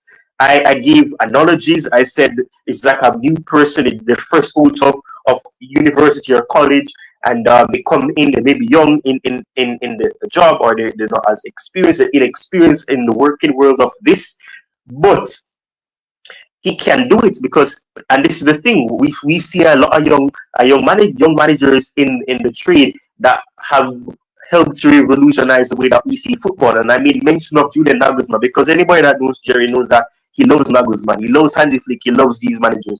And I said, if you love Nagelsmann, his way of playing is not the average way of playing. And we saw what he did in the Euros. Obviously, Germany was unlucky against Spain. Spain had enough power and they went on to win the Euros. We know what happened. And I gave a lot of analogies. I gave a lot of explanation defending Maresca. And for months, it wasn't a case where I gave up on him. And I have to say this as well. I have to thank Maresca. And I said this earlier, I think, on a different stream, I think. I have to thank Maresca because Maresca was a reason why this channel got monetized. I made a tactical analysis video on him when we were linked with him. When we had the what do you call it, the short list of managers that we could get. We had Kieran McKenna on that list. We had Vincent Kompany being rumored there. We had this guy who was in Germany. I don't remember his name in this present moment. But we were linked with so many different managers. We didn't get those. We were linked with Thomas Frank as well. but we got Enzo Maresca. I decided, I don't know, and obviously De Zerbi as well. I made 2 videos. I made De Zerbi tactical analysis, and I made one about Enzo Maresca. And everything that Jerry said about the 3-2-5, the 5-2-3, the 5-3-2 formation, everything. Yeah, the 4-4-2, sometimes 4-2-3-1, and all that. Yeah, I everything that I said in that video, you can go back to watch it right now. It's although albeit it was from a perspective that is still at Leicester City, you can still look at it because there's a lot of benefits there. Because it's exactly what he does now: 3-2-5 or 5-3-2, whatever the case may be. You have the midfielder dropping deep. Sometimes that's either Casado. When Lavia plays, he was dropping deep, making a few-man defense with obviously Cucurella and Marlo Gusto. Reece James subsequently, Cucurella coming to the midfield inverting like what we see at City, what we saw Pochettino doing for the last matches. Whatever the case may be, we saw all of that. So everything that I said would happen, and obviously we know the goalkeeper be like a third centre back as well. All those stuff was in the video. You can always check it out. I'll put it in the description as well. I'll put it in the comment section after the stream as well. But my point is this, so I can roll this off because I don't really want this to really be too long. But I'll just take the next probably 5 minutes. I think 5 minutes is safe to say. My final third hidden cost is a potential for complacency to set in and for crucial long-term planning to be hindered. Securing a Champions League spot, obviously it brings the financial rewards. And I tweeted this on X as well, that, why do people realistically want Champions League football? Do they want it because they want, is it the financial reason, is it or just for the vibe? Because, and I made this analogy, it's like you're joining, you're going to go on a marathon, a 5K walk, run, ride, whatever the case may be. It's for charity, for example. You said, okay, it will help financially. It will help for the vibe because I took part in 5K walk, run, and all of this. I took part in this marathon, but you did not prepare for it. You're not prepared. You're inexperienced. You've never done a marathon before. And when I say that, obviously Chelsea as a club have been in the Champions League. We've won it 2 times. We could have won it more times, obviously. But under this regime, this new ownership, or relatively new ownership, we've never necessarily achieved it. This is the first season. Obviously, when they were owners, obviously we're in the Champions League because before they came in on the Tuchel, we got Champions League. That was the last time we got Champions League football. And obviously they inherited Champions League football. But this is the first time that we got Champions League football under their ownership, under their blueprint, as I make that point, and I made a stream about the blueprint, the dream, the young players. But this is the situation that I have to say. No, and I asked this question, and Jerry told me what his expectations are. I'm not going to give my expectations just yet. I'll leave that for a different podcast so that you guys can, know that this is me giving the voice to somebody else.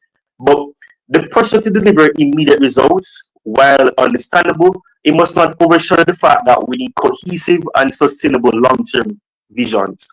We need to ensure that Champions League football might not tempt us to prioritize those short-term fixes. So yes, as much as Jerry said that he wants Champions League, he wants us to see go for the Champions League. That is why I asked the question, can we realistically say that if we get certain players, boom, we're going to win the Champions League next season? I wouldn't put my bottom dollar on that. Crazy stuff have happened. We saw what happened with Di Matteo, Italian manager, bald head like Maresca. It could happen. I'm not saying crazy stuff have happened.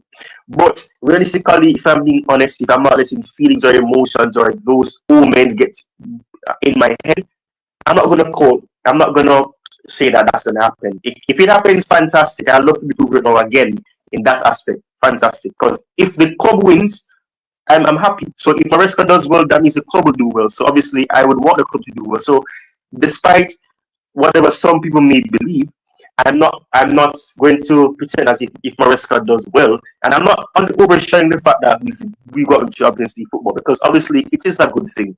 I missed actually being able to watch the Champions League football knowing that my team is in it. If I'm being honest, I never watched the Champions League this season per se.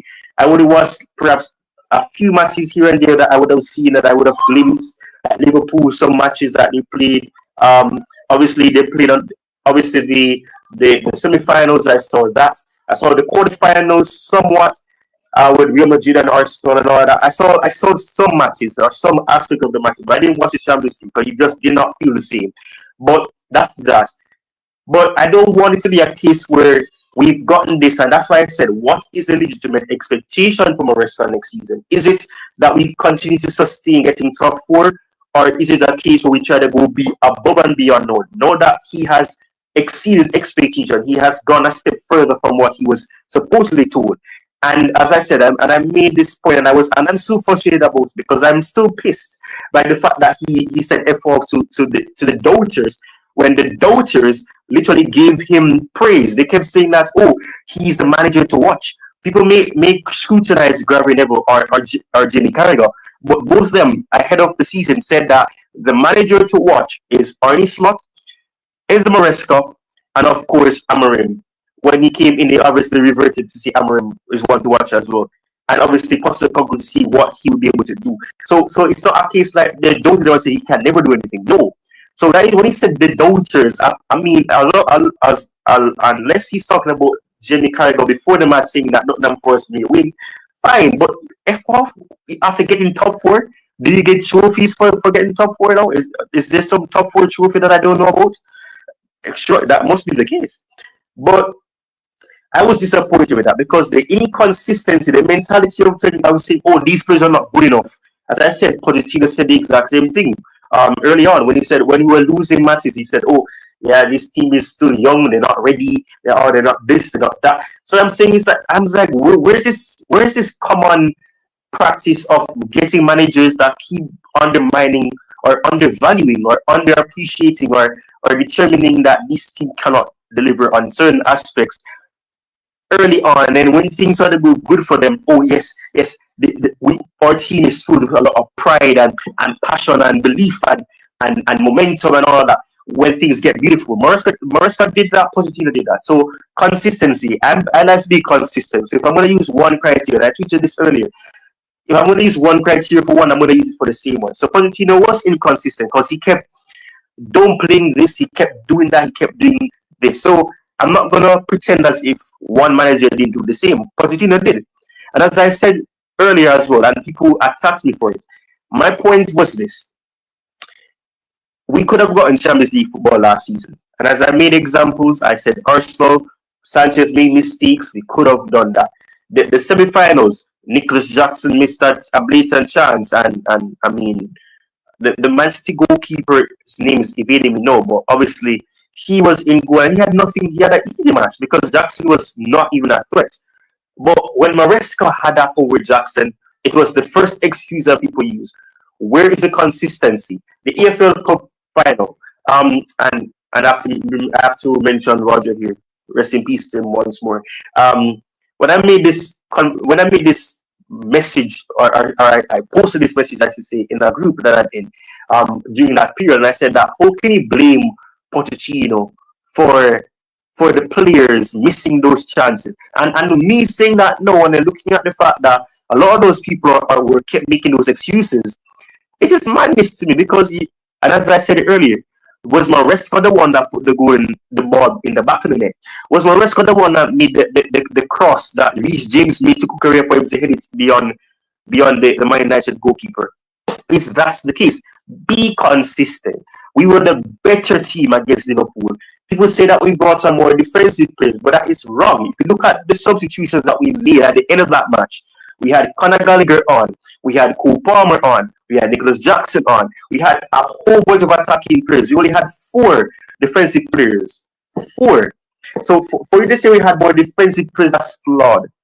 But this is not about Pochettino. He's gone. I wanted him gone because I didn't like the mentality he was bringing, and I share the same sentiment with Maresca. I'm not saying we should sack him because obviously he's not going to go anywhere. So even if I want Maresca to be sacked, he's not going to go anywhere, and that is not the point I'm making. But be consistent. If you're going to say that the team was not going to deliver this, or these managers were with this club for this long, so we are not ready yet, or this team is too young, it was just about developing, and they're going to say, they didn't believe in us that we could get it done, and we got it done. Like, come on, man, relax yourself, man. We didn't win the World Cup. We didn't win the Champions League. We did not win the league. Humble yourself, man. Humble yourself, because you say that now, and this is what I want.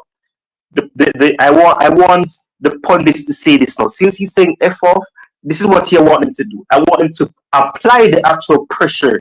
No, since he's saying that they didn't believe in us, You want us to believe in you now?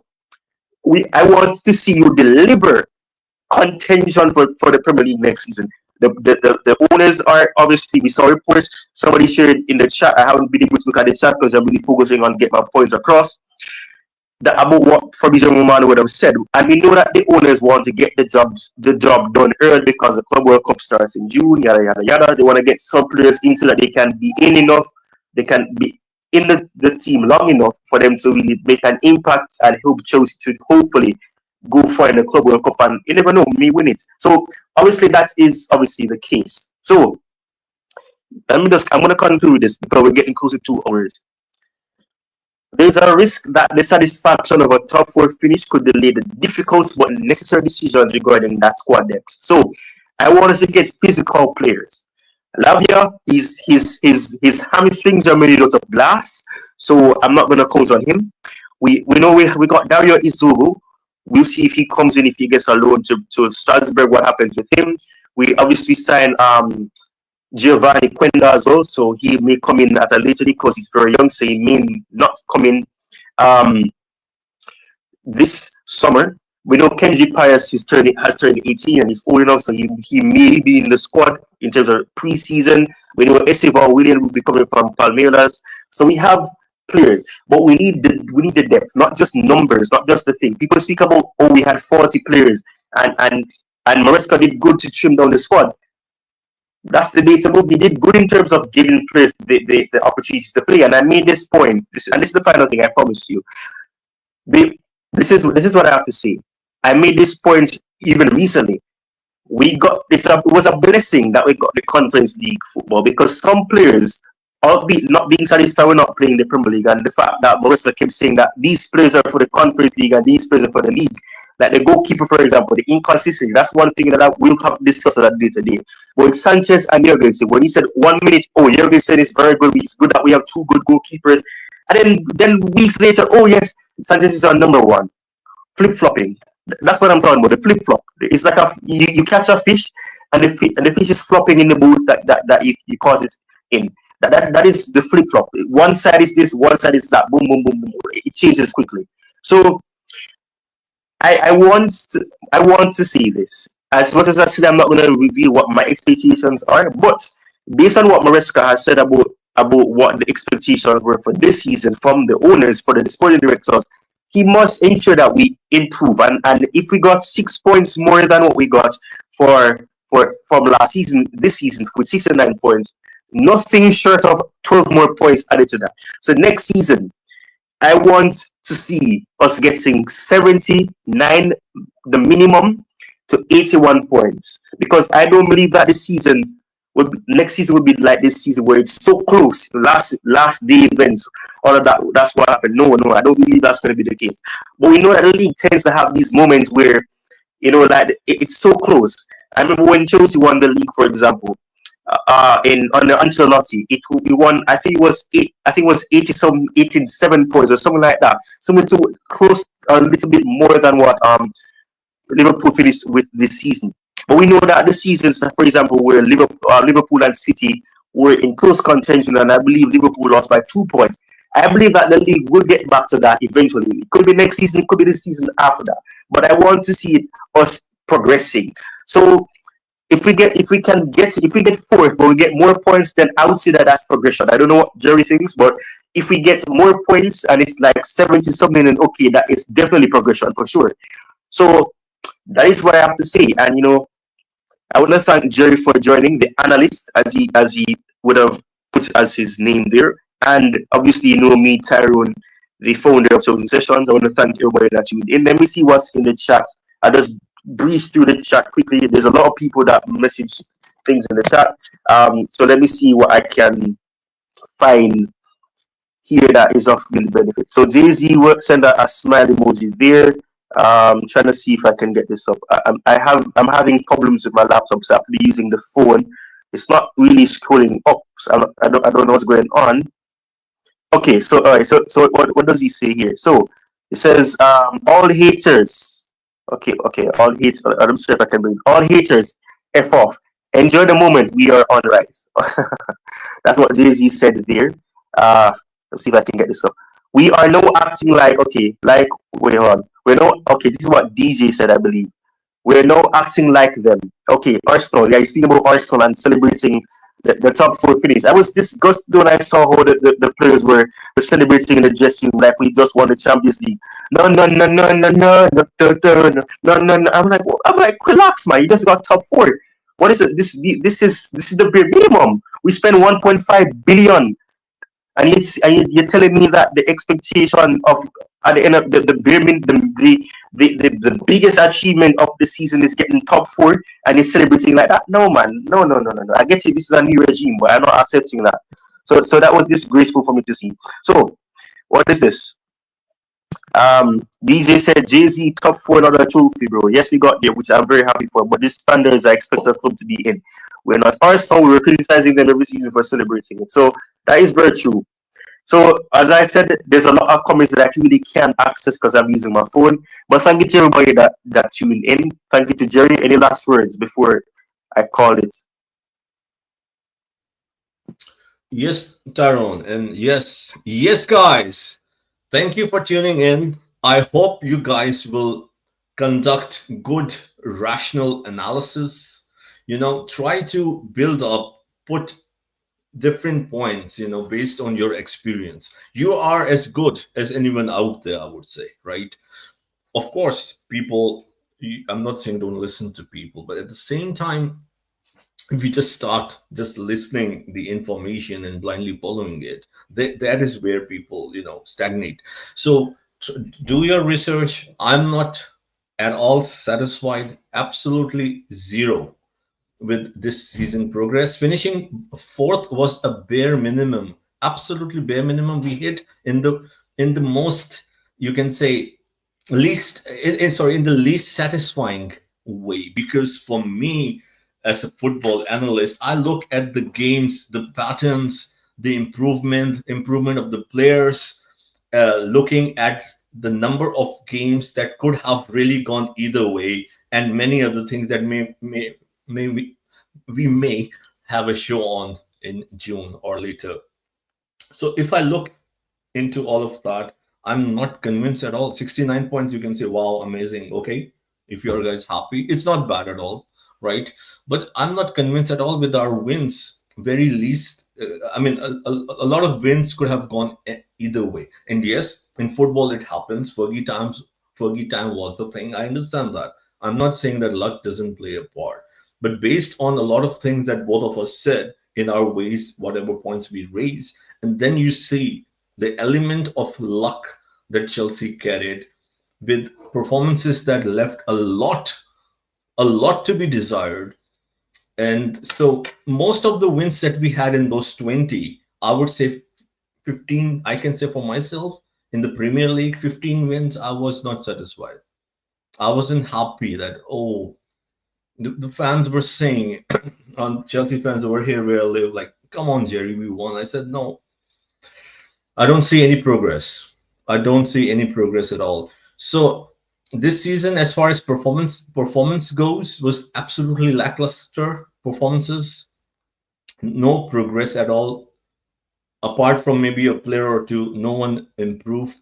Players' individual performance, I think, came down. Cole Palmer, of course, as I said, does not fit in Enzo Maresca's system, in my opinion, and he is definitely the player. So we are sacrificing another, like, if you want to say, the hidden cost of a top four finish under Maresca, that we are sacrificing a lot of key players, key soldiers, because of the manager, because of his system, and because of the rigid, environment. So, and of course, and talk about the owners, and of course, I usually talk about the manager because I'm a person who look at the system and the players, not the board, because I really don't go on the board and the sporting director. People say I'll always talk about the manager because I always talk about the action plan as the principal actors. For the owners, the only thing I would say that the way they were also like celebrating the top four is concerning to me, Tyrone. Is very concerning to me. And again, like, we are Chelsea fans, right? We all are Chelsea fans. I don't remember celebrating top four like this. Sure, enjoy. I'm very happy. But like when I went to the office, right, a lot of people congratulated me that we made it to the Champions League because, of course, after Sunday I went today for work, and I thanked them. But I said, yes, it's good. In Stamford Bridge, That's it. where legends play, So, Taron, the blues thank you march for on having day me, by and day. thank you for everyone From the for academy's tuning in. nurturing Uh, hands to let's the roaring progress. crowds in distant Let's lands. move Chelsea forward. Sessions brings the But my game to question is, life where with is the training ambition? clips I and see a match long, insights so long right. time where we will be in the land, in the in an island of no man's or no woman's or no person's land, where we won't be heading anywhere. But a lot of fans, I can't say I haven't analyzed the numbers and the data. A lot of toxic positive fans are so content, fine, they have the right.